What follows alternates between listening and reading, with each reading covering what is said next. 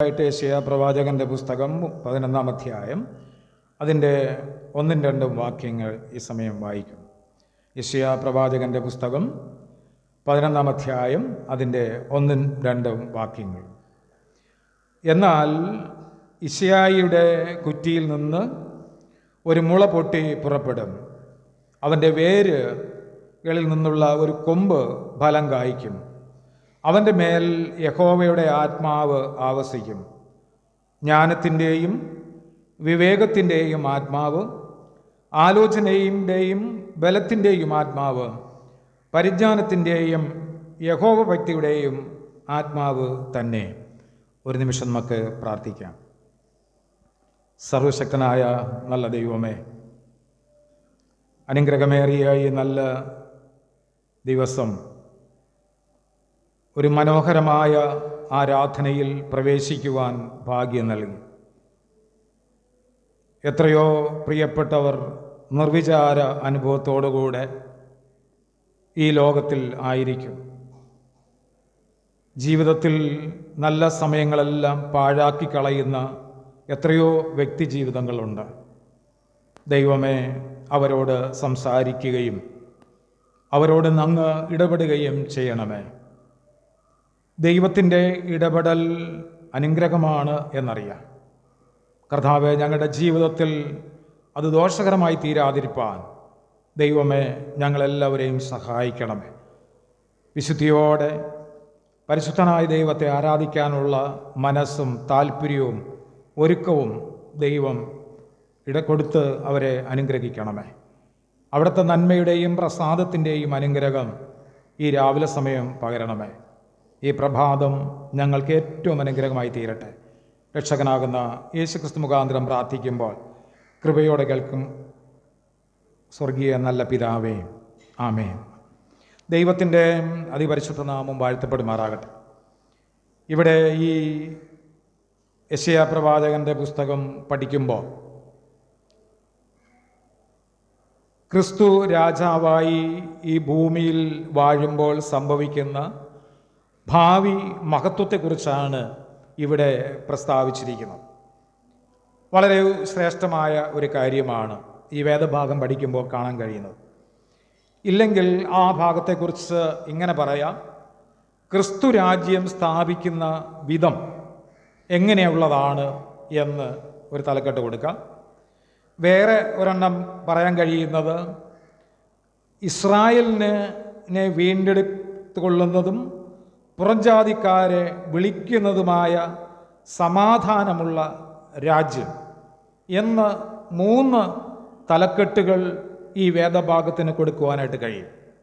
ഒന്നുകൂടെ പറയാം: ക്രിസ്തു രാജാവായി ഭൂമിയിൽ വാഴുമ്പോൾ സംഭവിക്കുന്ന ഭാവിയിലുണ്ടാകുന്ന മഹത്വത്തെക്കുറിച്ച് പ്രസ്താവിക്കപ്പെടുന്നു.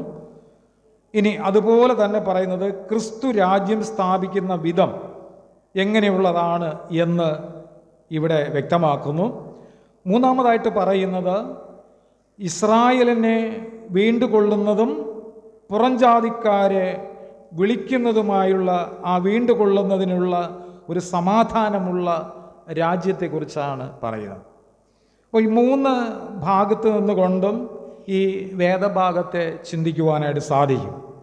കാരണം അത് യെശയ്യാ പ്രവാചകൻ്റെ പുസ്തകത്തിൽ അതിൻ്റെ ചരിത്രങ്ങൾ പരിശോധിക്കുമ്പോൾ എന്തിനു വേണ്ടിയാണ് ഇതവിടെ രേഖപ്പെടുത്തിയിരിക്കുന്നത് എന്ന് ആ പുസ്തകങ്ങളൊക്കെ പരിശോധിക്കുമ്പോഴും ഇതിൽ കുറേ കാര്യങ്ങൾ വായിക്കുമ്പോഴും ഇത് മനസ്സിലാക്കുവാനായിട്ട് സാധിക്കും. ഇതിൽ 1-2 കാര്യങ്ങൾ ഇതിൻ്റെ ആരംഭമായിട്ട് വായിച്ചു പോകട്ടെ. ഒന്നാമത്തെ കാര്യം, 1-ാമത്തെ വാക്യം പറയുന്നത്: എന്നാൽ യിശ്ശയ്യായുടെ കുറ്റിയിൽ നിന്ന് ഒരു മുള പൊട്ടി പുറപ്പെടും, അവൻ്റെ വേരുകളിൽ നിന്നുള്ള ഒരു കൊമ്പ് ഫലം കായ്ക്കും എന്നാണ്. ഒരു പക്ഷേ നമുക്ക് മനസ്സിലാക്കാൻ കഴിയുന്നത് ഈ വേരുകളിൽ നിന്ന് ഫലം കായ്ക്കുന്നത് വളരെ അപൂർവമാണ്. ഏതെങ്കിലും വൃക്ഷങ്ങൾ നമ്മൾ മുറിച്ചു മാറ്റിയാൽ അത് പിന്നീട് അവിടെ കിളിർത്ത് വരുവാനായിട്ട് വളരെ പ്രയാസമാണ്. ഇനി ഒരുപക്ഷെ അത് അങ്ങനെ ബലമുള്ളതായി തീർന്നാൽ പോലും പല ചെടികളായി മുളച്ചു വന്നിട്ട് അത് ശരിയായ രീതിയിൽ ഫലം കായ്ക്കണമെന്നില്ല. എന്നാൽ അത് ആ തടിയിൽ നിന്ന് പൊടിക്കുന്ന ഭാഗങ്ങളാണ്.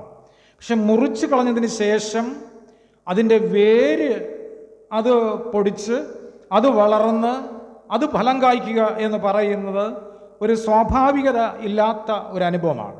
പക്ഷേ എങ്കിലും ബൈബിൾ പറയുന്നത് ഇങ്ങനെയാണ് പറഞ്ഞിരിക്കുന്നത്, എന്നാൽ ഈ ശിയായുടെ കുറ്റിയിൽ നിന്ന് ഒരു മുള പൊട്ടി പുറപ്പെടും, അവൻ്റെ വേരുകളിൽ നിന്നുള്ള ഒരു കൊമ്പ് ഫലം കായ്ക്കും എന്നാണ്.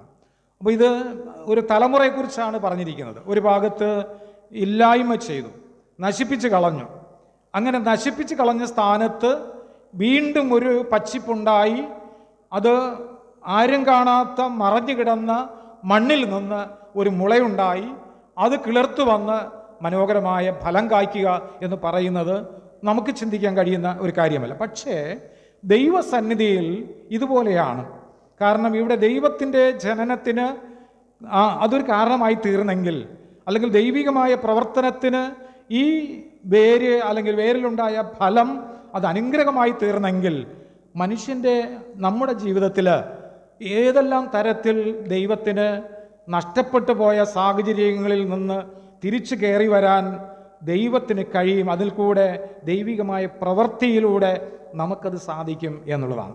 അപ്പോൾ ദൈവത്തിൻ്റെ പ്രവൃത്തി ഒരു മനുഷ്യൻ്റെ ജീവിതത്തിൽ ഉണ്ടെങ്കിൽ, ആ ദൈവത്തിന് വേണ്ടി ജീവിച്ച ഒരു തലമുറയുണ്ടെങ്കിൽ, അവരെ ഒരു പക്ഷേ ജീവിതത്തിൽ ഏതെങ്കിലും തരത്തിൽ നഷ്ടപ്പെട്ടു പോയി എന്ന് ചിന്തിച്ചാലും അവരുടെ തലമുറകൾ അവരുടെ ജീവിതത്തിൽ സന്തോഷം അനുഭവിക്കുന്ന, ദൈവത്തിനു വേണ്ടി ഫലം കായ്ക്കുന്ന ഒരു അനുഭവം കാണുവാനായിട്ട് സാധിക്കും എന്ന് ഈ വേദഭാഗത്ത് രേഖപ്പെടുത്തിയിരിക്കുന്നത് കാണുവാനായിട്ട് സാധിക്കും.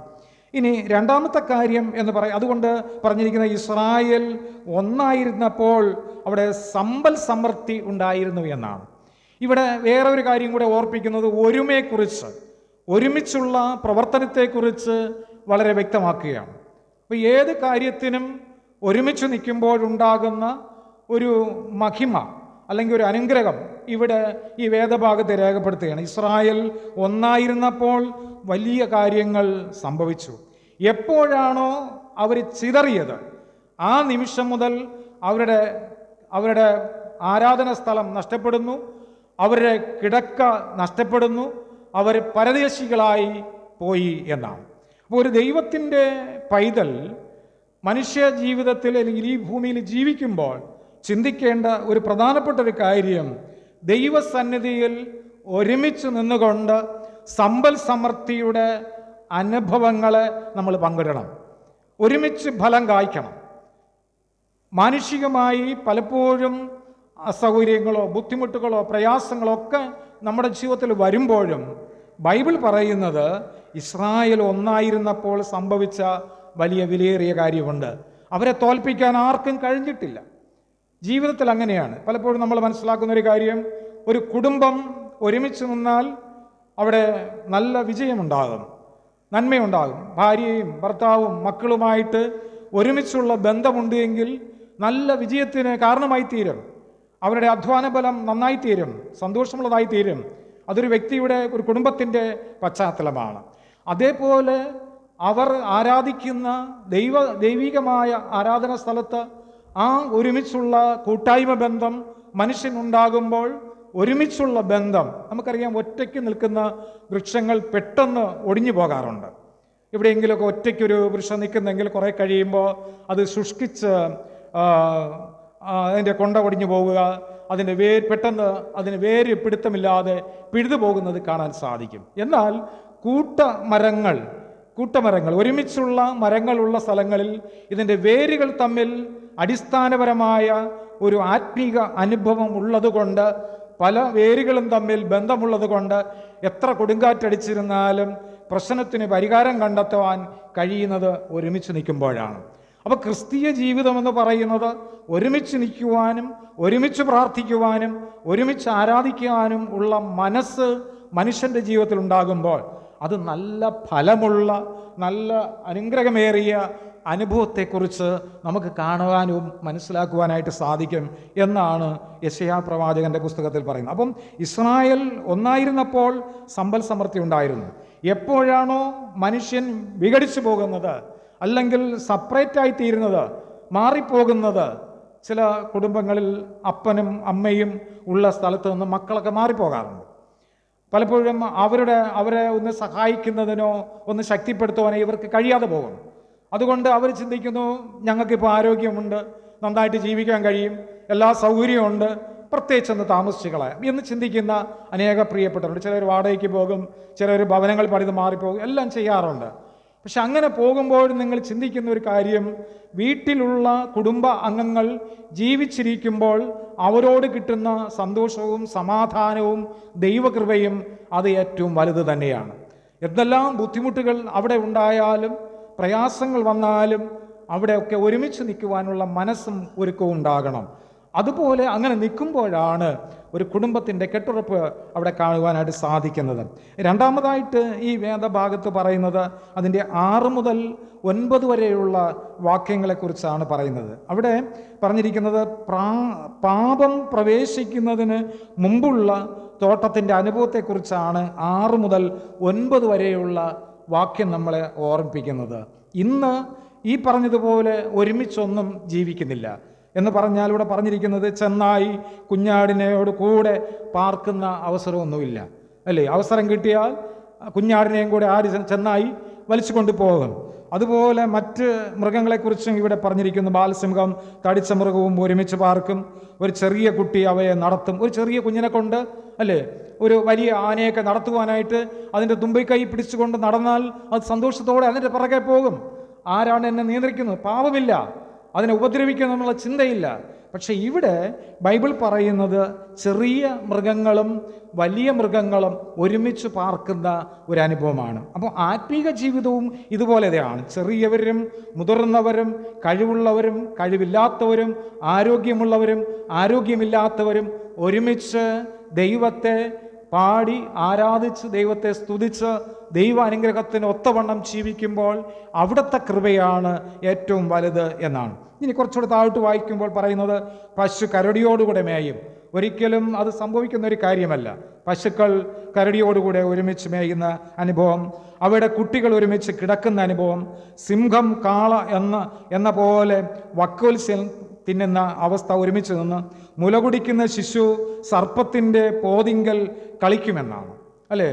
അപ്പം അതിൻ്റെ പാമ്പ് കിടക്കുന്ന അല്ലെങ്കിൽ പാമ്പുള്ള ആ പൊത്തിൽ കൊച്ചു കുഞ്ഞുങ്ങൾ അവിടെ ചെന്നിരുന്ന് കളിക്കും. നമ്മളാണെങ്കിൽ പറയും, മക്കളെ അവിടെ എങ്ങും ഇരിക്കരുത്, അപകടമാണ് എന്ന് പറയും. പക്ഷെ ഒരു കാലഘട്ടത്തിൽ അങ്ങനെ ആയിരുന്ന ഒരു സമയം ഉണ്ടായിട്ടുണ്ട് എന്നാണ്. അപ്പോൾ ഏദൻ തോട്ടത്തിൻ്റെ അനുഭവം പോലെ മനുഷ്യൻ്റെ ജീവിതത്തിൽ ഒരുമിച്ച് മൃഗങ്ങളും മനുഷ്യനും സന്തോഷിക്കുന്ന, പരസ്പരം പ്രശ്നങ്ങളില്ലാതെ ജീവിച്ചിരുന്ന കാലഘട്ടം ഉണ്ടായിരുന്നു. രണ്ടാമതായിട്ട് നോഹയുടെ കാലഘട്ടം വരുമ്പോഴും നാം ചിന്തിക്കുമ്പോൾ ആ മൃഗങ്ങളെല്ലാം ആ പെട്ടകത്തിനകത്തേക്ക് വഹിച്ചുകൊണ്ട് കടന്നു പോകുമ്പോൾ നമ്മൾ മനസ്സിലാക്കണം, അടിപിടി കൂടാനും പിണക്കമുണ്ടാക്കാനും ഒന്നും അവിടെ ഉണ്ടായിരുന്നില്ല. അവരെല്ലാവരും സൗഹൃദത്തോടെ ഒരുമിച്ചുണ്ടായിരുന്നു. അതുകൊണ്ട് യഥാർത്ഥമായ വഴികളിൽ അത് സഞ്ചരിച്ച് അരാത്ത് പർവ്വതത്തിൻ്റെ മുകളിൽ ഉറയ്ക്കുകയും അവിടെ അവർ ഒരുമിച്ചിറങ്ങുകയും അതിനുശേഷം മൃഗങ്ങൾ അതിൻ്റേതായ വഴിക്ക് പോവുകയും യാത്ര ചെയ്ത നോഹയും കുടുംബവും ദൈവത്തെ ആരാധിച്ചതായി വിശുദ്ധ വേദപുസ്തകം ഓർമ്മപ്പെടുത്തുകയാണ് ചെയ്യുന്നത്. അപ്പോൾ പ്രിയമുള്ളവരെ, ഇവിടെ പറഞ്ഞിരിക്കുന്ന പ്രധാനപ്പെട്ട കാര്യം, ഇവിടെ പറഞ്ഞ ആ പ്രധാനപ്പെട്ട ഒരു കാര്യം, മുലകുടി മാറിയ പൈതങ്ങൾ അണലിയുടെ പൊത്തിൽ കൈയിടുമെന്നാണ്. എന്ന് പറഞ്ഞാൽ അവിടെ അത് ഉണ്ടായിരുന്നാലും ഒരു കൊച്ചു കുഞ്ഞിൻ്റെ കൈയാണ് എന്ന് കരുതി അത് ഉപദ്രവിക്കത്തില്ല, അല്ലെങ്കിൽ അത് ശല്യം ചെയ്യത്തില്ല എന്നുള്ളത്. പക്ഷേ ഇന്ന് അങ്ങനെയല്ല. ഇന്ന് രാത്രിയിൽ നമ്മൾ എത്ര കെട്ടപ്പെട്ട് നല്ല ഭവനം ഉണ്ടായാലും നല്ല ഗ്ലാസ്സുകളിട്ട് നല്ല സുരക്ഷിതമായി ടൈലുകളൊക്കെ ഇട്ട് നന്നായിട്ടൊരു വീട് വെച്ച് കിടന്നിരുന്നാലും അതിനകത്ത് അല്പമെങ്കിലും ഒരു സുഷിരമുണ്ടെങ്കിൽ ഒരു അന്ധകാര ശക്തി കടന്നു വന്ന് ഉപദ്രവിക്കാറുണ്ട്.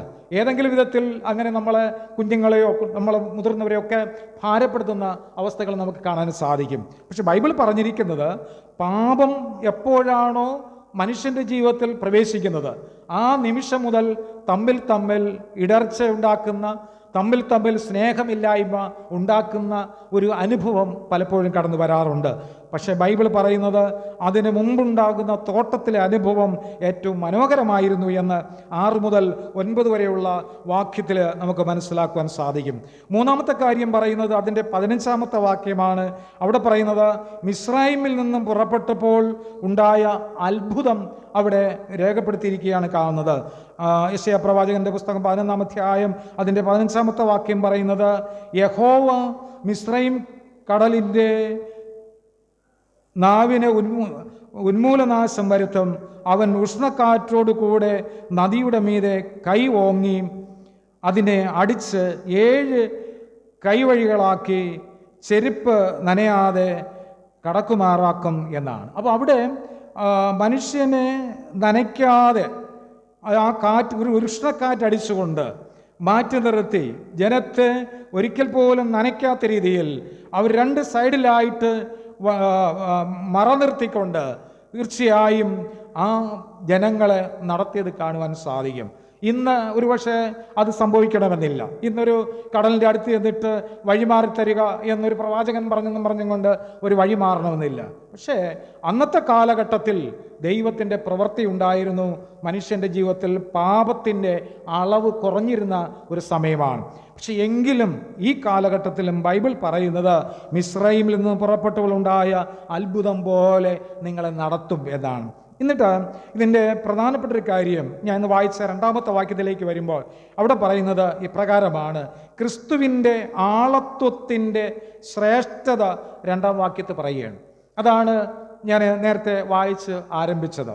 അപ്പോൾ ഈ യെശയ്യാ പ്രവാചകന്റെ പുസ്തകം 11-ാം അധ്യായം 1 മുതൽ 11 വരെയുള്ള വാക്യങ്ങൾ പഠിക്കുമ്പോൾ നമ്മുടെ ആത്മീക ജീവിതത്തിൻ്റെ ശരിയായ ഒരു കെട്ടുറപ്പ് ഒന്നുകൂടെ നമ്മളെ ജീവിതത്തെ ബലപ്പെടുത്തുവാൻ, നമ്മുടെ കുടുംബത്തെ ബലപ്പെടുത്തുവാൻ, നമ്മുടെ വ്യക്തിപരമായ ജീവിതത്തെ അളന്നു കുറിക്കുവാൻ ഒരുപക്ഷെ ഇത് ആവശ്യമാണ് എന്ന് പറയുന്നു. അവിടെ ക്രിസ്തുവിൻ്റെ ആളത്വത്തിൻ്റെ ശ്രേഷ്ഠത 2-ാം വാക്യത്തിൽ പറയുന്നത് ഇങ്ങനെയാണ്. അവിടെ പറഞ്ഞിരിക്കുക, അവൻ്റെ മേൽ യഹോവയുടെ ആത്മാവ് ആവസിക്കും എന്നാണ്. അപ്പോൾ ഒരു മനുഷ്യൻ്റെ ജീവിതത്തിൽ പരിശുദ്ധമായ ആത്മാവ് പ്രവർത്തിക്കുകയാണ്. അപ്പോൾ ഒരു വ്യക്തിയുടെ ഹൃദയത്തിൽ പരിശുദ്ധാത്മാവ് പ്രവർത്തിക്കുന്നുണ്ടോ, അശുദ്ധാത്മാവ് ഉണ്ടോ എന്ന് പെട്ടെന്ന് മനസ്സിലാക്കാൻ സാധിക്കും. കാരണം ബൈബിൾ പറയുന്നത് ഹൃദയം നിറഞ്ഞ് കവിയുന്നതല്ലോ വായി സംസാരിക്കുന്നത്. അവരുടെ വായിൽ നിന്ന് വരുന്ന വാക്കുകൾ കൊണ്ട് തന്നെ നമുക്ക് മനസ്സിലാക്കാൻ സാധിക്കും അത് ഉപ്പിനാൽ രുചിയുള്ളതും അല്ലെങ്കിൽ മധുരമുള്ളതുമായി തീരുന്നതിന് അവരുടെ ഹൃദയത്തിൻ്റെ ഉള്ളിലുള്ള വാക്കുകളാണ്. അതൊരു മനുഷ്യ ജീവിതത്തെ ശക്തിപ്പെടുത്തുവാനും ബലപ്പെടുത്തുവാനും കഴിയുന്നത് ഹൃദയത്തിനകത്തുനിന്ന് വരുന്ന വാക്കുകളാണ്. ഇതിനകത്ത് ഇരുട്ടിൻ്റെ അനുഭവം കൂടുമ്പോൾ അല്ലെങ്കിൽ അന്ധകാരത്തിൻ്റെ അനുഭവം പ്രവേശിച്ച് കഴിയുമ്പോൾ അവിടെ തീർച്ചയായും വളരെ പ്രതിസന്ധികൾ അവിടെ കടന്നു വരുന്നത് കാണുവാനായിട്ട് സാധിക്കും. അതുകൊണ്ട് ഒന്നാമത്തെ കാര്യം അവിടെ 2-ാമത്തെ വാക്യം പറഞ്ഞത്, അവൻ്റെ മേൽ യഹോവയുടെ ആത്മാവ് ആവസിക്കും. ജ്ഞാനത്തിൻ്റെയും വിവേകത്തിൻ്റെയും ആത്മാവ്, ആലോചനയുടെയും ബലത്തിൻ്റെയും ആത്മാവ്, പരിജ്ഞാനത്തിൻ്റെയും യഹോവ ഭക്തിയുടെയും ആത്മാവ് തന്നെ എന്നാണ്. അപ്പോൾ ദൈവത്തിൻ്റെ ആത്മാവ് എന്ന് പറയുന്നത്, പരിശുദ്ധാത്മാവ് എന്ന് പറയുന്നത് ഒരു ലൈൻ മാത്രമല്ല, വിവിധമായ രീതിയിൽ ഒരു മനുഷ്യ ജീവിതത്തെ അവനെ കൊടുങ്കാറ്റിൽ തകർക്കാതെ ജീവിതത്തിൽ നന്മകൾ തരാൻ വേണ്ടി, ആശ്വാസം പകരാൻ വേണ്ടി, അനുഗ്രഹങ്ങൾ തരുവാൻ വേണ്ടി, ദുഃഖത്തിലായിരിക്കുന്നവർക്ക് ആശ്വാസം പകരാൻ വേണ്ടി, കണ്ണുനീരിലായിരിക്കുന്നവർക്ക് അവർക്ക് ഒരു ആശ്വാസം പകരാൻ വേണ്ടി, ഇങ്ങനെ വിവിധ തരത്തിൽ പരിശുദ്ധാത്മാവ് മനുഷ്യൻ്റെ ഹൃദയത്തിലൂടെ, ജീവിതത്തിലൂടെ, കുടുംബങ്ങളിലൂടെ, സഭകളിലൂടെ പ്രവർത്തിക്കുന്നത് നമുക്ക് കാണാൻ സാധിക്കും. അതുകൊണ്ടാണ് വിശുദ്ധ വേദപുസ്തകം പറയുന്നത്, ഒന്നാമത്തെ കാര്യം പറയുന്നത്, കാര്യങ്ങളുടെ സ്വഭാവം മനസ്സിലാക്കുവാൻ കഴിയുന്നവൻ ജ്ഞാനത്തിൻ്റെ ആത്മാവുള്ളവനാണ് എന്നാണ്. അപ്പോൾ ഒന്നുകൂടെ പറയാം, കാര്യങ്ങളുടെ സ്വഭാവം മനസ്സിലാക്കുവാൻ കഴിയുന്നവൻ. അപ്പോൾ എന്ത് കാര്യമാണ് എന്നുള്ളത് മനസ്സിലാക്കാൻ കഴിയുന്നവൻ, അത് ജ്ഞാനത്തിൻ്റെ ആത്മാവെന്നാണ്. അപ്പോൾ ഒരു വ്യക്തിയുടെ ഹൃദയത്തിൽ ജ്ഞാനത്തിൻ്റെ ആത്മാവ് പ്രവേശിക്കുമ്പോൾ അവൻ്റെ ജീവിതത്തിൽ അവൻ്റെ സ്വഭാവം, കാര്യങ്ങളുടെ സ്വഭാവം, ഏത് കാര്യമാകട്ടെ, ചിലപ്പോൾ നമുക്ക് താങ്ങാൻ കഴിയാത്ത പ്രശ്നങ്ങൾ വന്നിരിക്കാം, കുടുംബത്തിലാകാം. പലപ്പോഴും നമുക്ക് അനേക കുടുംബങ്ങളിൽ സമാധാനമില്ലാത്ത അനുഭവങ്ങളുണ്ട്, സമൂഹത്തിലുണ്ട് പ്രശ്നങ്ങൾ, സഭകളിൽ പലപ്പോഴും കാണാൻ കഴിയും. അപ്പോഴുള്ള ചിന്തകൾ കൊണ്ട് സംഭവിക്കുന്നതാവാം. പക്ഷെ ബൈബിൾ പറയുന്നു, കാര്യങ്ങളുടെ സ്വഭാവം, എന്താണ് അതിൻ്റെ സ്വഭാവം മനസ്സിലാക്കാൻ മനുഷ്യന് കഴിയണം. അതാണ് ബൈബിൾ പറയുന്നത് ജ്ഞാനത്തിൻ്റെ ആത്മാവ് എന്ന് പറയുന്നത്. രണ്ടാമതായിട്ട് ആ ഭാഗത്ത് പറയുന്നത്, കാര്യങ്ങളുടെ വ്യത്യാസം നിർണയിക്കുവാൻ കഴിയുന്നവൾ. അതിന് വിവേകത്തിൻ്റെ ആത്മാവ് എന്നാണ്. ഒരു മനുഷ്യന് വിവേകത്തോടുകൂടെ സംസാരിക്കാൻ കഴിയുക, വിവേകത്തോടുകൂടെ ദൈവത്തെ ആരാധിക്കുക, വിവേകത്തോടുകൂടെ കാര്യങ്ങൾ ചെയ്യാൻ കഴിയുന്നത് വിവേകത്തിൻ്റെ ആത്മാവാണ്. ബൈബിൾ പറയുന്നത് കാര്യങ്ങളുടെ വ്യത്യാസം നിർണ്ണയിക്കുവാൻ കഴിയണം. ഓരോ മനുഷ്യൻ്റെയും ജീവിതത്തിൽ അവർ സംസാരിക്കുന്ന വാക്കുകൾ അത് എങ്ങനെയായിരിക്കണം, ഏത് വിധത്തിലായിരിക്കണം എന്നുള്ളത് പരിശോധിക്കുമ്പോൾ നിസ്സാരപ്പെട്ട ഒരു കാര്യമല്ല. അതുകൊണ്ട് ബൈബിൾ പറയുന്നു വിവേകത്തിൻ്റെ ആത്മാവ് അവിടെ ഉണ്ട് എന്നാണ്. ഇനി മൂന്നാമതായിട്ട് പറയുന്നത് ശരിയായ തീരുമാനമെടുക്കാൻ കഴിയുന്നവൻ പറയുന്നത് ആലോചനയുടെ ആത്മാവ് എന്നാണ്. ഇത് യെശയ്യാ പ്രവാചകന്റെ പുസ്തകത്തിൽ 11-ാം അധ്യായം അതിൻ്റെ 2-ാമത്തെ വാക്കിൽ പറഞ്ഞിരിക്കുന്ന ചിന്തകളെയാണ് ഞാൻ വിശദീകരിച്ച് നിങ്ങളോട് പറയുന്നത്. അപ്പം ശരിയായ തീരുമാനമെടുക്കുവാൻ കഴിയുന്നവൻ, അപ്പോൾ കുടുംബത്തിലാണെങ്കിൽ പോലും മക്കളുടെ കാര്യമാണെങ്കിൽ ഭാര്യയുടെ കാര്യങ്ങളിൽ ശരിയായ ഒരു തീരുമാനമെടുക്കുവാൻ ചിലപ്പോൾ നമുക്ക് സമയമെടുക്കേണ്ടി വരും. ചിലപ്പോൾ ഭാര്യ വന്നൊരു കാര്യം പുരുഷനോട് പറയുകയാണ്, നമുക്കിന്ന് ചേട്ടാ ഇന്ന കാര്യം ചെയ്യണം, ശരി നമുക്കിത് ചെയ്യാം എന്ന് പറഞ്ഞിട്ട് അദ്ദേഹം ചിലപ്പം വാഹനം എടുത്തുകൊണ്ട് യാത്ര ചെയ്യുന്ന മനുഷ്യനായിരിക്കാം. പക്ഷെ അദ്ദേഹം പോയി ആ യാത്ര ചെയ്യുമ്പോഴൊക്കെ അടുത്ത് ചിന്തിക്കും, ഇതടുത്ത് എൻ്റെ ഭാര്യ പറഞ്ഞ കാര്യങ്ങളിൽ അത് എങ്ങനെ കൈകാര്യം ചെയ്യാനായിട്ട് സാധിക്കും. അതിനൊരു നല്ലൊരു ആലോചനയുടെ ആത്മാവ് മനുഷ്യൻ്റെ ജീവിതത്തിൽ ആവശ്യമാണ്. അങ്ങനെ വരുമ്പോൾ അത് മക്കൾ പറഞ്ഞ കാര്യമാണെങ്കിൽ പോലും, സമൂഹത്തിൽ പറയുന്നതെങ്കിലും, സഭയിലാണെങ്കിലും, എവിടെ ആയാലും, അല്ലെങ്കിൽ നമ്മളെ ബന്ധുക്കളുടെ മുമ്പിലാണെങ്കിൽ പോലും നമുക്ക് ഒരു ആലോചനയുടെ ആത്മാവിൻ്റെ പരിവർത്തനം മനുഷ്യൻ്റെ ജീവിതത്തിൽ ഉണ്ടാകണം. അപ്പം ഒരു ശരിയായ തീരുമാനമെടുക്കാൻ കഴിയുന്നവനാണ് ആലോചനയുടെ ആത്മാവ് എന്ന് പറയുന്നത്. ഏത് കാര്യത്തിനും മുമ്പിലേക്ക് ഒരു അനുഭവം ഉണ്ടാകാതെ അത് ശരിയായ സമയങ്ങൾ ചിന്തിച്ച് ആലോചിച്ച് അത് ചെയ്യുന്നതാണ് ഏറ്റവും നന്നായിരിക്കുന്നത് എന്ന് നമ്മൾ മനസ്സിലാക്കണമെന്ന് വേദപുസ്തകം ഓർമ്മിപ്പിക്കുന്നു. അടുത്ത് പറഞ്ഞിരിക്കുന്നത് കാര്യങ്ങളെ നിവർത്തിക്കുവാൻ കഴിയുന്നവൻ എന്ന് പറഞ്ഞാൽ അത് ബലത്തിൻ്റെ ആത്മാവാണ്. ഞാൻ ഇന്ന കാര്യം സാധിച്ചെടുത്തു എന്ന് പറയുന്നതിന് ആ കാര്യങ്ങളെ നിവർത്തി കിട്ടണമേ എന്നുള്ള ഒരു പ്രാർത്ഥനയാണ്. ഞാൻ പറഞ്ഞത് ഇതിലെല്ലാത്തിനും ഒരു പ്രാർത്ഥന വേണം. നമുക്ക് വെറും പരിശുദ്ധാത്മാവ് എന്ന് കേൾക്കുമ്പോൾ അയ്യോ അത് നമുക്കുള്ളതല്ല എന്നുള്ളതല്ല. ദൈവാത്മാവ് നമ്മളിൽ പ്രവർത്തിക്കുമ്പോൾ അത് വിവിധ തരത്തിൽ നമ്മുടെ ജീവിതത്തെ രൂപാന്തരപ്പെടുത്തുവാനായിട്ട് സാധിക്കും. അത് ക്രിസ്തീയ ജീവിതത്തിൻ്റെ അടിസ്ഥാനമാണ്. നമ്മുടെ ആത്മീക ജീവിതത്തിൽ മറിഞ്ഞു പോകാതെ ഫലം കായ്ക്കേണ്ടതിൻ്റെ അടിസ്ഥാനമാണ് എന്ന വിശുദ്ധ വേദപുസ്തകം നമ്മളെ ഓർപ്പിക്കുന്നതായിട്ട് കാണാൻ സാധിക്കും. പിന്നീട് 5-ാമതായിട്ട് പറഞ്ഞിരിക്കുന്നത് പിതാവിൻ്റെ സാരാംശത്തെ വ്യക്തിപരമായി അറിയുന്നവൻ പരിജ്ഞാനത്തിൻ്റെ ആത്മാവ് എന്നാണ്. അപ്പോൾ ഒരു മനുഷ്യന് പരിജ്ഞാനത്തിൻ്റെ ആത്മാവ് ആവശ്യമാണ്. അതുകൊണ്ട് ദൈവത്തിൻ്റെ സന്നിധി, ദൈവവചനത്തിൻ്റെ മുമ്പിൽ ആ വചനം കേട്ടിട്ട് അതിനെത്രമാത്രം വിശാലമായ അർത്ഥങ്ങളുണ്ട് എന്ന് നമ്മൾ ചിന്തിക്കുമ്പോൾ അതിൽ നിന്ന് ഒരുപാട് കാര്യങ്ങൾ പഠിക്കുവാനായിട്ട് സാധിക്കും. നമ്മൾ ഓരോ ഭാഗത്ത് നമ്മൾ ബൈബിൾ വായിക്കുമ്പോൾ ഇതിൽ തന്നെ ബൈബിളിൽ തന്നെ ഒരുപാട് തെറ്റുകൾ പലപ്പോഴും ഈ ദൈവത്തെ അവൻ ഇവൻ എന്ന് പറയാൻ പാടില്ല. അത് വാസ്തവമായ ഒരു കാര്യമാണ്. അത് പക്ഷേ ബൈബിളിൽ ഇംഗ്ലീഷിൽ വാക്ക് ഹി എന്നാണ്. ആ ഹി എന്നുള്ള വാക്ക് കിടക്കുന്നതുകൊണ്ട് അതിൻ്റെ അർത്ഥം അവൻ എന്നുള്ള വാക്ക് കിടക്കുന്നതുകൊണ്ട് ദൈവത്തെ അവൻ എന്നൊക്കെ പറയും. പക്ഷെ ഒരിക്കലും ഒരു മിനിസ്റ്ററെ ചെന്ന് നമുക്ക് അവനെന്ന് പറയാൻ പറ്റത്തില്ല. ഇത് ലോകത്തിലെ രാജാവായിരിക്കുന്ന ലോകീയ രക്ഷകനാണ്. പക്ഷെ പഴയ ഇംഗ്ലീഷ് ബൈബിൾ പഠിക്കുമ്പോൾ അവിടെ ദൗ എന്നുള്ള ഇംഗ്ലീഷ് വാക്ക് കൊടുത്തിട്ടുണ്ട്. ദൗ THOU അങ്ങനെ കൊടുത്തിട്ടുണ്ട്. ഈ ദൗ എന്ന വാക്ക് എന്ന് പറയുന്ന അങ്ങ് എന്നുള്ള വാക്കാണ്. അപ്പോൾ ദൈവമേ എന്ന് വിളിക്കുമ്പോൾ അവൻ എന്നെ അനുഗ്രഹിക്കും എന്നല്ല, അങ്ങ് എന്നെ അനുഗ്രഹിക്കും എന്നാണ്. അപ്പം നമ്മൾ അവനെന്നുള്ള വാക്ക് ഇത് ട്രാൻസ്ലേഷൻ സംഭവിച്ച ഒരു കാര്യമാണ്.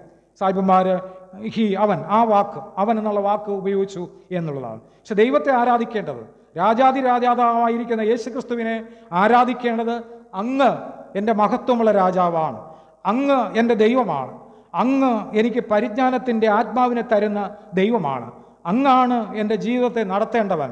അതുകൊണ്ട് അങ്ങ് എന്നുള്ള വാക്ക് നമ്മൾ ഉപയോഗിക്കുന്നത് നല്ലതാണ്. അത് ഉപയോഗിക്കാൻ നിങ്ങൾ പ്രാർത്ഥിക്കുമ്പോൾ നിങ്ങൾ ഉപയോഗിക്കുക, അത് പ്രയോജനപ്പെടണം എന്നുള്ളതാണ്. പക്ഷേ ബൈബിൾ വായിക്കുമ്പോൾ അങ്ങനെ രേഖപ്പെടുത്തിയിരിക്കുന്നത് കൊണ്ട് വാസ്തവമായി തീർച്ചയായിട്ടും ഞാൻ ഇംഗ്ലീഷ് പഠിക്കുന്ന കാലഘട്ടത്തിൽ ഞാൻ പഠിച്ച ബൈബിൾ എന്ന് പറഞ്ഞാൽ ഇംഗ്ലീഷിൽ ദൗ എന്നുള്ള വാക്കാണ്. പക്ഷേ കുറേ കഴിഞ്ഞപ്പോൾ വീണ്ടും ട്രാൻസ്ലേഷനിൽ കൂടെ മാറി മാറി മാറി വന്നപ്പോൾ അത് ഹിയായി മാറ്റി അവരെഴുതി. പഴയ പുസ്തകമാണ്. അപ്പോൾ എല്ലാ പുസ്തകങ്ങളും കത്തോലിക്ക ബൈബിള് മറ്റ് പുസ്തകങ്ങളൊക്കെ പരിശോധിക്കുമ്പോൾ അങ്ക് എന്നുള്ള വാക്ക് എന്നുള്ളത് വളരെ വിശാലമായ ഒരു കാര്യമാണ്. ഞാൻ പറഞ്ഞു വന്നത്, പിതാവിൻ്റെ സാരാംശത്തെ വ്യക്തിപരമായി അറിയുന്നവൻ പരിജ്ഞാനത്തിൻ്റെ ആത്മാവുള്ളവനാണ്. അവൻ പരിജ്ഞാനത്തിൽ ജീവിക്കേണ്ടവനാണ്. കാരണം അതിനുവേണ്ടി വിളിക്കപ്പെട്ടവരാണ്, അതിനുവേണ്ടി ഒരുക്കപ്പെട്ട മക്കളാണ് നാം എല്ലാവരും. അതുകൊണ്ട് നല്ല വിശ്വസ്തരായി, ദൈവകൃപയുള്ളവരായി, ദൈവത്തിൻ്റെ മക്കളായി ജീവിക്കുമ്പോൾ അതിൻ്റെ മഹത്വം കാണാൻ സാധിക്കും. ഒരു കാര്യം കൂടെ പറയുന്നത്, ആറാമതായി പറയുന്നത്, പിതാവിനെ എപ്പോഴും പ്രസാദിപ്പിക്കുന്നവനാകണം. അല്ലേ? നമ്മൾ രാജാതിരാജാവിനെ നീ പോ വാ എന്നൊന്നും പറയാൻ പറ്റത്തില്ല, അത് നിസ്സാരമായിട്ട് കാണാൻ പറ്റത്തില്ല. അപ്പോൾ ഒരു ആരാധന സ്ഥലം എന്ന് പറയുന്നതും ദൈവത്തെ വിളിക്കുന്നതും അങ്ങ് ദൈവമേ അങ്ങയുടെ കൃപയാണ്, അങ്ങയുടെ സാന്നിധ്യമാണ് ഞാൻ അനുഭവിക്കുന്നത്, അങ്ങാണ് എൻ്റെ ജീവിതത്തിലെ അടിസ്ഥാനം, അങ്ങാണ് എന്നെ മറിഞ്ഞു പോകാതെ സൂക്ഷിക്കുന്നത് അങ്ങാണ്. അല്ലെങ്കിൽ ഞാൻ നിൽക്കുന്ന സ്ഥലത്തിൽ ഈ വൃക്ഷമാകുകയാണെങ്കിൽ അതിൻ്റെ വേരുകൾ പുറത്തിരിക്കുകയാണെങ്കിൽ പെട്ടെന്ന് മറിഞ്ഞു പോകും. അപ്പോൾ നമ്മുടെ ജീവിതത്തിൽ അടിസ്ഥാനപരമായ ഒരു ആത്മീക അനുഭവം ഉണ്ടായിരിക്കണം. അതുകൊണ്ട് പിതാവിനെ എപ്പോഴും പ്രസാദിപ്പിക്കുന്നവൻ, അവനെക്കുറിച്ച് പറഞ്ഞത് യഹോവ ഭക്തിയുടെ ആത്മാവ് എന്നാണ്. അപ്പോൾ പരിശുദ്ധാത്മാവ് എന്ന് പറയുന്ന ഒറ്റ വാക്കിൽ തീരുന്നതല്ല ദൈവത്തിൻ്റെ ആത്മാവ്. അത് മനുഷ്യ ജീവിതത്തെ ഇങ്ങനെ പല ഘട്ടങ്ങളിലായി ഒരു മനുഷ്യൻ്റെ ജീവിതത്തെ വളരെയധികം ശക്തമായി പ്രയോജനപ്പെടുത്തിക്കൊണ്ടിരിക്കുന്നു. അതുകൊണ്ട് ഇത്രയും കാര്യങ്ങൾ നമ്മുടെ ജീവിതത്തിൽ വരുമ്പോൾ, അന്ധകാരത്തിൻ്റെ അനുഭവങ്ങൾ ഒരു മനുഷ്യൻ്റെ ജീവിതത്തിലേക്ക് കടന്നു വരുമ്പോൾ അത് മനസ്സിലാക്കാനായിട്ട് കഴിയണം. അത് കഴിയുമ്പോൾ നമുക്കത് ശ്രദ്ധിക്കപ്പെടുവാനായിട്ട് സാധിക്കും. എന്നെ ഇപ്പോൾ ഏത് ആത്മാവിലാണ് എന്നെ നയിച്ചു കൊണ്ടിരിക്കുന്നത്, ഞാൻ ഏത് വഴിയിലാണ് സഞ്ചരിച്ചു കൊണ്ടിരിക്കുന്നത്. കഴിഞ്ഞ ദിവസം ഒരു മർത്തോമ പള്ളിയിലെ അച്ഛൻ്റെ മകൻ എൻ്റെ അടുത്ത് പ്രാർത്ഥിക്കാനായിട്ട് വന്നു. അങ്ങ് പാലോട് പ്രദേശത്താണ് അവർ ആദ്യം താമസിച്ചിരുന്നത്. അവിടെ നിന്ന് പിന്നീട് വേറൊരു സഹോദരനെ കൂട്ടുപിടിച്ച് ആരനായിട്ടുള്ള ഒരു സ്ഥലത്ത് നിന്ന് എന്നെ അന്വേഷിച്ച് ഇന്നലെ രാത്രി പ്രാർത്ഥിക്കാനായിട്ട് വന്നു. 10ാം ക്ലാസ്സിൽ പഠിക്കുന്ന പയ്യനാണ്. അവൻ്റെ ജീവിതത്തിൽ ഒരുപാട് ടെൻഷനുകൾ, പ്രശ്നങ്ങൾ, മൂകതയുള്ള അവസ്ഥകൾ, നിരാശപ്പെടുന്ന അവസ്ഥകൾ, അല്പം പോലും മുമ്പോട്ട് പോകാൻ കഴിയാതെ ഒരു പുരോഹിതനായി പഠിക്കാനായിട്ട് ആ കുടുംബക്കാർ തീരുമാനമെടുത്ത് പഠിക്കാൻ തുടങ്ങിയതാണ്. പക്ഷേ അവൻ്റെ പഠിത്തമൊക്കെ താഴേക്ക് പോയിക്കൊണ്ടിരിക്കുന്നു. നിരാശപ്പെട്ട് അമ്മയും ഈ മകനും തമ്മിൽ ബന്ധമില്ലാത്ത ഒരവസ്ഥയായി. ഇവൻ വേറിട്ടിരിക്കാൻ തുടങ്ങി. ഒരു ബന്ധമില്ലാത്ത ഒരവസ്ഥ വന്നു. തീർച്ചയായിട്ടും ഇന്നലെ രാത്രി ഞാനും പ്രസിഡൻ്റും കൂടെ ഉണ്ടായിരുന്നു. ഞങ്ങൾ ഒരുമിച്ച് ആ കുഞ്ഞിന് വേണ്ടി പ്രാർത്ഥിച്ചു. അവസാനം ആ കുഞ്ഞ് എന്നെ കെട്ടിപ്പിടിച്ച് ഒരു ആശ്വാസത്തോടു കൂടെ സന്തോഷത്തോടെ കടന്നുപോയി. അവൻ പറഞ്ഞു, ഞാൻ ഇന്ന് എൻ്റെ അമ്മയോട് സംസാരിക്കും, എൻ്റെ അമ്മയോട് ഞാൻ സംസാരിക്കും, ഞാൻ മിണ്ടും, എൻ്റെ പണക്കൊക്കെ തീർന്നു എന്നുള്ളതാണ്. ഞാൻ പറഞ്ഞത്, പ്രിയമുള്ളവരെ, ഏത് ആത്മാവാണ് നമ്മുടെ ജീവിതത്തെ ഭരിക്കുന്നത്? നമ്മളെ മക്കളെ നശിപ്പിക്കുന്ന എത്രയോ അനുഭവങ്ങൾ നമ്മുടെ മുമ്പിലുണ്ട്. ഇതെല്ലാം രഹസ്യമായി സൂക്ഷിക്കപ്പെടുകയാണ്. പക്ഷേ ദൈവസന്നിധിയിലേക്ക് വരുമ്പോൾ, ഈ പരിജ്ഞാനത്തിൻ്റെ ആത്മാവ് നമ്മുടെ ജീവിതത്തിലൂടെ പ്രവർത്തിക്കുമ്പോൾ അത് ഭയങ്കര അനുഗ്രഹമായി നന്മയായി തീരും എന്നുള്ളത് വാസ്തവമായ ഒരു കാര്യമാണ്. ഞാൻ പറയുന്നത്, ദൈവാത്മാവ് എന്ന് പറയുന്നത് നിസ്സാരപ്പെട്ടൊരു കാര്യമല്ല. അതുകൊണ്ട് ദൈവത്തെ ആരാധിക്കുവാൻ ഒരു മഹത്വമുള്ള, ദൈവമഹത്വമുള്ള ഒരു പ്രമാണം എൻ്റെ നിങ്ങളുടെ ജീവിതത്തിലുണ്ടാകട്ടെ. അതാണ് ഏറ്റവും ശ്രേഷ്ഠമായ ഒരു കാര്യം, അതാണ് ഏറ്റവും അനുഗ്രഹമായ ഒരു കാര്യം. നമ്മുടെ കണ്ണുനീര് തുടയ്ക്കുവാൻ, നമ്മുടെ വേദനകൾക്ക് ആശ്വാസം നൽകുവാൻ, സമാധാനമുള്ള സ്വസ്ഥതയുള്ള മക്കളായിട്ട് ജീവിക്കുവാൻ ഭാഗ്യം ലഭിക്കുന്നത് ഒരുപക്ഷെ ഈ ദൈവത്തെ ആരാധിക്കുമ്പോഴാണ്. നമ്മുടെ കുറവുകൾ ഏറ്റുപറയാൻ ആ കുഞ്ഞ് ഒരു ദൈവത്തോട് പറയുന്നത് പോലെ എന്നോട് അവൻ്റെ ജീവിതത്തിൻ്റെ ആരംഭം മുതൽ പറയുണ്ടായി. അവിടെയുണ്ട് ഒരു പുരോഹിതൻ്റെ കുടുംബമാണ്, പക്ഷേ പ്രശ്നങ്ങളുണ്ട്. പക്ഷെ ദൈവാത്മാവ് പ്രവർത്തിച്ച് കഴിയുമ്പോൾ അവരുടെ ജീവിതത്തിൽ മാറ്റം സംഭവിക്കും. അപ്പോൾ നമ്മുടെ ജീവിതത്തിൽ എന്തെങ്കിലുമൊക്കെ ഒരു അന്ധകാരത്തിൻ്റെ അനുഭവങ്ങൾ പ്രവേശിച്ചിട്ട് ജ്ഞാനത്തിൻ്റെ അനുഭവത്തിലേക്ക് കടന്നു വരുവാൻ കഴിയാതെ വരുമ്പോൾ നമ്മൾ ചിന്തിക്കണം, ദൈവം എനിക്ക് എൻ്റെ കയ്യിലിരിക്കുന്ന ആത്മാവിൻ്റെ അനുഭവം വെളിച്ചമുള്ളതാണോ, ഇരുട്ടുള്ളതാണോ, അത് ശരിയായി എനിക്ക് പ്രവർത്തിക്കാൻ കഴിയുമോ എന്നുള്ളത് നന്നായിട്ട് ആലോചിച്ച് തുടങ്ങിയാൽ തീർച്ചയായും നമ്മുടെ ജീവിതത്തെ ബലപ്പെടുത്തും. നമ്മൾ നല്ല ഫലമുള്ളവരായിത്തീരും. മറിഞ്ഞു പോകത്തില്ല. ചെറിയ ചെറിയ കാറ്റുകളിൽ മറിഞ്ഞു പോകാതെ നമ്മളെ കുടുംബത്തെയും നമ്മളെ മക്കളെയും നന്നായിട്ട് പരിപാലിക്കും. ദൈവാത്മാവ് അങ്ങനെ പ്രവർത്തിക്കട്ടെ. അതുകൊണ്ട് ഈ ഷായിയുടെ കുറ്റിയിൽ നിന്ന് മുളച്ച ആ വേരിൽ നിന്ന് മുളച്ച യേശുവിൻ്റെ നാമത്തിൽ നമുക്ക് വിശ്വസ്തരായി ജീവിക്കാം. അങ്ങനെ തീരുമ്പോൾ അവിടുത്തെ അനുഗ്രഹവും സമാധാനവും നമ്മുടെ കുടുംബങ്ങളിലുണ്ടാകും. അതിനായി സർവശക്തനായ ദൈവം നിങ്ങളെല്ലാവരെയും സഹായിക്കട്ടെ എന്ന് പ്രാർത്ഥിച്ചുകൊണ്ട് ഞാൻ എൻ്റെ വാക്കുകളെ നിർത്തുന്നു. ദൈവം നമ്മെ ഓരോരുത്തരെയും അനുഗ്രഹിക്കുമാറാകട്ടെ. ആമേൻ. സകല ബുദ്ധിയും കവിയുന്ന ദൈവസമാധാനം നിങ്ങളുടെ ഹൃദയങ്ങളെയും നിലവുകളെയും ക്രിസ്തീശ്വിങ്കൽ കാക്കുമാറാകട്ടെ. ആമേൻ. ഈ സമയം നമുക്ക് ധർമ്മശേഖര വാക്യങ്ങൾ ഒരുമിച്ച് ഏറ്റുചൊല്ലാം.